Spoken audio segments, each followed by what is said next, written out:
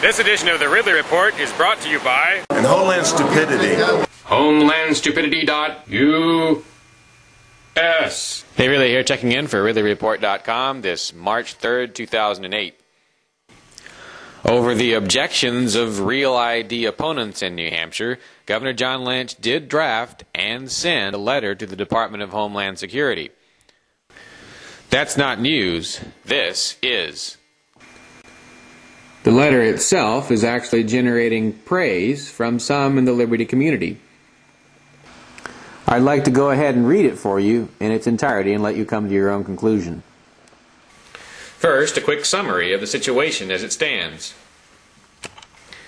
In 2007, New Hampshire passed a law forbidding it from cooperating with the federal government on the intrusive and privacy-killing Real ID Act. The Real ID Act is essentially a federal program that would make it more difficult and expensive to acquire a driver's license. It would also make it easier for identity thieves to acquire your identity. Now that the state of New Hampshire has refused to go along,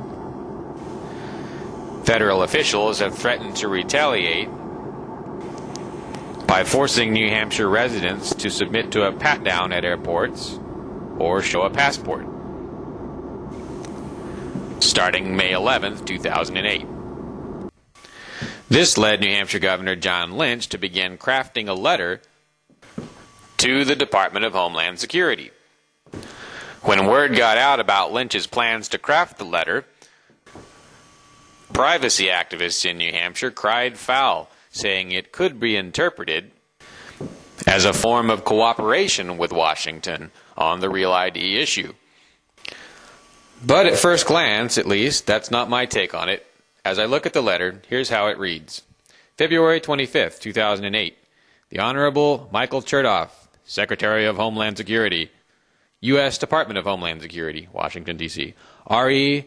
Real ID request under 6 CFR Part 37, Mark 63.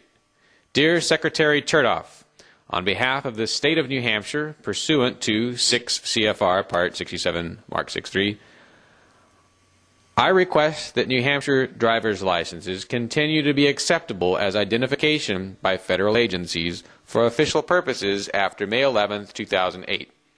As you know, the state of New Hampshire adopted legislation prohibiting participation in any driver's license program pursuant to the Real ID Act of 2005 or in any national identification card system that may follow therefrom.